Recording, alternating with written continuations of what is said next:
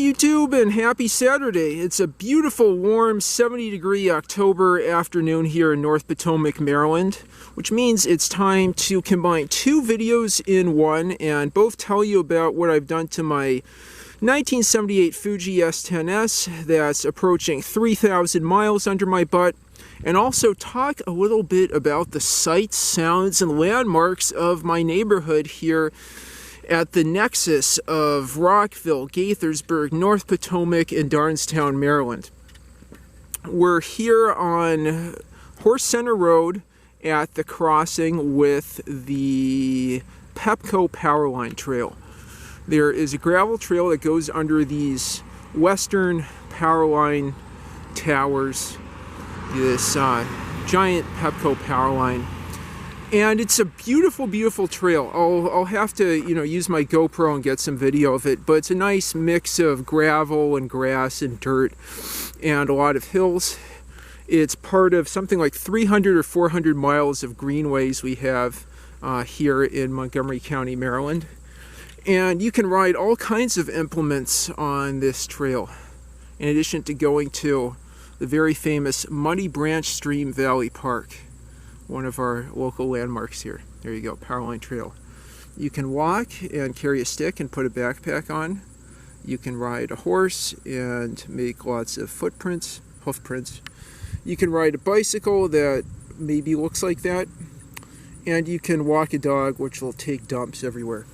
But don't ride motorized vehicles. I have seen people do that, and I had to call up the HOA people to say that these dirt bikers are ruining our fair neighborhood. Anyway, it's a really, really nice trail. I'm blessed to live right next to this. It's been recently mowed, as you can see. It's a great way to interact with wildlife. You get tons of deer. You can ding your bell and make them jump in different perpendicular directions. And then you cross the road, which has quite a bit of traffic for the little road it is. Cross the road here, you look both ways, and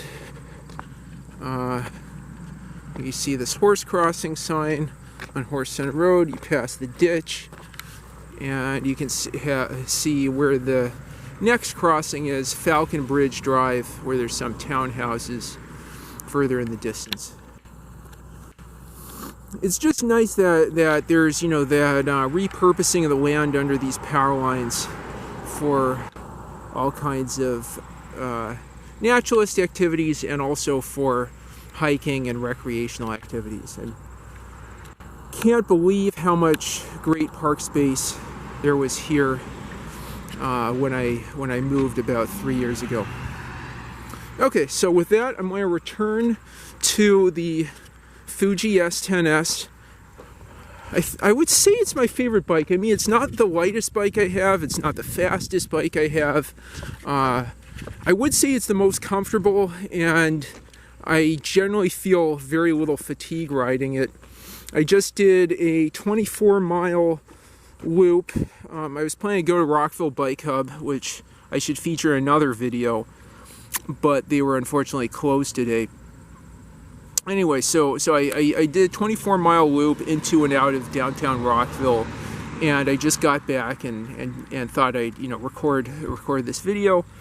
At the end of that, it was super comfortable. I think I averaged about 16 miles an hour over the 24 miles, and I'm trying to remember though what updates I had given in the past about this. I think I had ridden this about 1,500 miles or 1,000 miles or so at my last video. I haven't really done a lot. I would say I swapped out the pedals a few times. I have these nice, super shiny silver MKS Sylvan Touring pedals. They spin beautifully and they're rebuildable. I've put in a cartridge bottom bracket. I think I probably talked about that already. Still using these Suino Super Maxi 5240 cranks. Should say 52 under the dirt down there.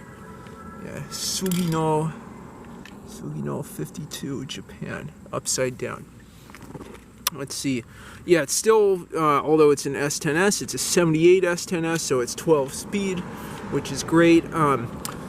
I replaced the chain after 1,500 miles. Yeah, I know there's someone who left a kind of amusing, snarky comment in Reddit about how nasty the Elon's 300 chain looked. That's definitely true. You know, I have to clean it more.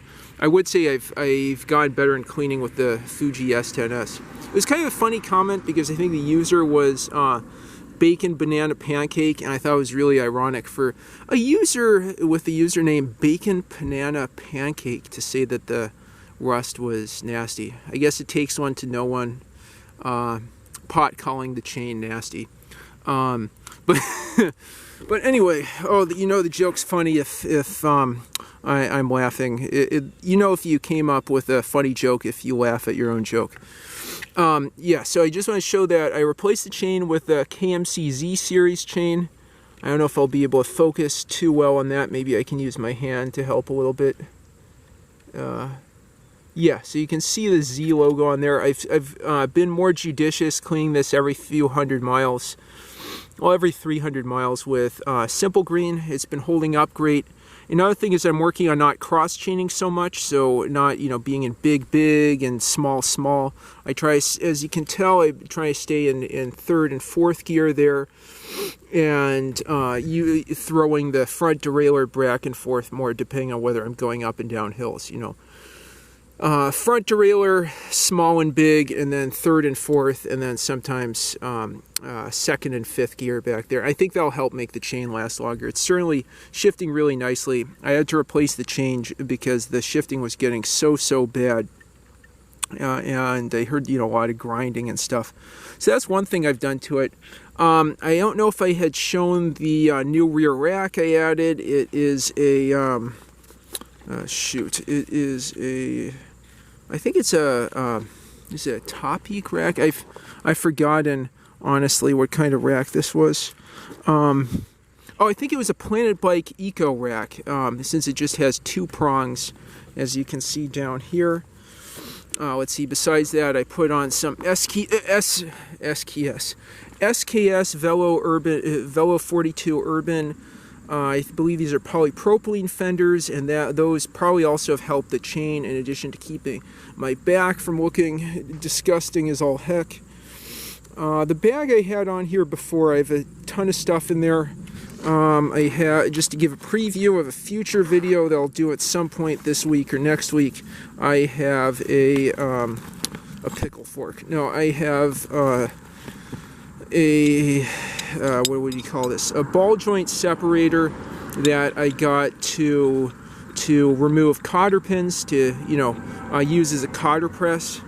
And as I told people in the Rockville Bike Hub, this thing can be a cotter press if it wants to, only if it wants to be a cotter press. You know, I'm a real psychologist of these tools. And it's drop forged, so it wouldn't crack like something cast. But just to give the punchline, I was able to pop a cotter out. It, you know, sounded like a bullet flying across the room, but, you know, I might be a lot more careful with that, you know, getting a yogurt container and getting the cotter pin out. Anyway, so you can tell, you can carry a lot of stuff in here. Done a lot of groceries with this bike. Got a lot of other goodies in here. Just not tip over the little motor oil bottle I have in there. But no, that will be another future video. This Raleigh 20 I found at Rockville Bike Hub that I'm refurbishing. Okay, so there's the rear rack. I've always had this saddle cover. It's not the best practice, but feels super good. I replaced the seat post with that Calais Uno thingamabob. Front SKS Velo fender. Just an amazing bike. You know, practically after one big overhaul, I barely had to do anything else on this. I think I replaced the tires 200 miles in, and these Panaracer Pacellas have held up now for 2,700 miles. I think I'm at 2,980 right now. My mileage on this bike. Who knows how much before that. I mean, when I got it, it was more than 40 years old. I replaced the Nog. I think I moved the Nog Chi bell from this to the Trek 2200 ZR and put this nice Crane Suzu bell that's Japanese quality. Nice dinging sound there.